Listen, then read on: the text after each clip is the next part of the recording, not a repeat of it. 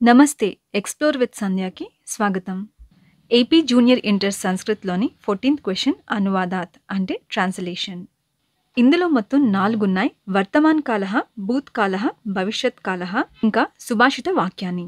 ఈ వీడియోలో వర్తమాన్ కాలః అంటే ప్రెజెంట్ టెన్స్ ఇంకా భూత్ కాలః అంటే పాస్ట్ టెన్స్ గురించి తెలుసుకుందాం. వర్తమాన్ కాలః ప్రెజెంట్ టెన్స్‌లో ఫస్ట్ సెంటెన్స్ సహ దేవం నమతి. సహ అంటే హీ, నమతి అంటే నమస్కారం చేస్తున్నాడు, దేవం అంటే దేవునికి. Meaning he bows down to the god. Next తే పరీక్షాం లిఖంతి. తే అంటే దే, పరీక్షాం అంటే ఎగ్జామ్, లిఖంతి అంటే రాయటం. లిఖంతి ఇక్కడ లాస్ట్లో అంతి అనే సౌండ్ వస్తుంది. ఎప్పుడైతే ఇద్దరికంటా ఎక్కువ మంది రాస్తున్నారో అప్పుడు లిఖంతి అని అంటారు. ఇక్కడ సెంటెన్స్ స్టార్టింగ్లో తే అని వచ్చింది కదా, ఎప్పుడైతే థర్డ్ పర్సన్ ప్లూరల్ అబ్బాయిల గురించి మాట్లాడతామో అప్పుడు తే అనేది వస్తుంది.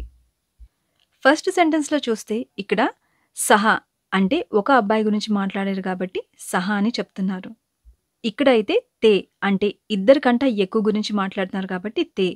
ఇక్కడ సింగులర్ ప్లూరల్ కాకుండా డ్యూయల్ ఉంటుంది, అంటే ఇద్దరు అబ్బాయిల గురించి మాట్లాడినప్పుడు తౌ. తే పరీక్షాం లిఖంతి అంటే they are writing exam. Next sentence త్వం జలం పిబసి. త్వం అంటే యు, జలం అంటే వాటర్, పిబసి అంటే drinking. You are drinking water.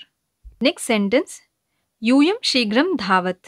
యూయం అంటే సెకండ్ పర్సన్ ప్లూరల్ గురించి మాట్లాడినప్పుడు, అంటే మధ్యమ పురుష బహువచన్, అంటే ఇద్దరికంటా ఎక్కువ మంది గురించి చెప్పినప్పుడు. శీఘ్రం అంటే ఫాస్ట్, ధావత్ అంటే running. You all are running fast. Next అహం గ్రామం గచ్చామి. గ్రామం అంటే విలేజ్, గచ్చామి అంటే going. I am going to the village. Next వయం పాఠం పఠామః. వయం అంటే ఉత్తమ పురుష బహువచన్ గురించి మాట్లాడినప్పుడు, ఫస్ట్ పర్సన్ ప్లూరల్. వయం అంటే వి ఆల్. పాఠం అంటే లెసన్, పఠామః అంటే reading. We all are reading the lesson. Next శివః ఫలం ఖాదని. ఫలం అంటే ఫ్రూట్, ఖాదని అంటే తినటం. Shiva is eating a fruit. ఇప్పుడు భూత్ కాలః అంటే పాస్ట్ టెన్స్. ఈ సెంటెన్స్ గురించి ఇప్పుడు తెలుసుకుందాం. ఫస్ట్ సెంటెన్స్ సా క్షీరం అపీబత్. సా అంటే షీ, క్షీరం అంటే మిల్క్, అపీబత్ అంటే డ్రాంక్. She drank milk. భూత్కాల్ సెంటెన్స్ని చాలా ఈజీగా ఐడెంటిఫై చేయొచ్చు. సెంటెన్స్ లాస్ట్లోని క్రియా వర్డ్స్ ఉంటాయి. ఇవన్నీ కూడా అకారాంతో స్టార్ట్ అవుతాయి.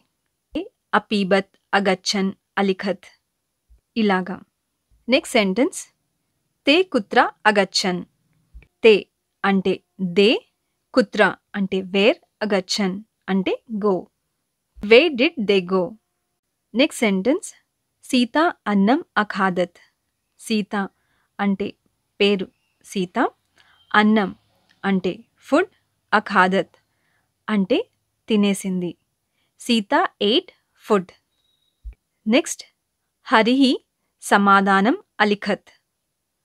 హరిహి అంటే పేరు హరి, సమాధానం అంటే ఆన్సర్, అలిఖత్ అంటే రాసేసాడు అని. Hari road the answer.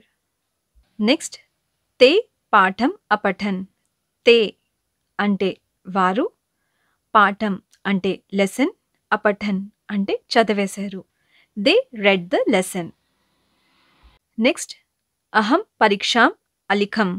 అహం అంటే ఐ, పరీక్షాం అంటే ఎగ్జామ్, అలిఖం అంటే రాశాను. I wrote the exam.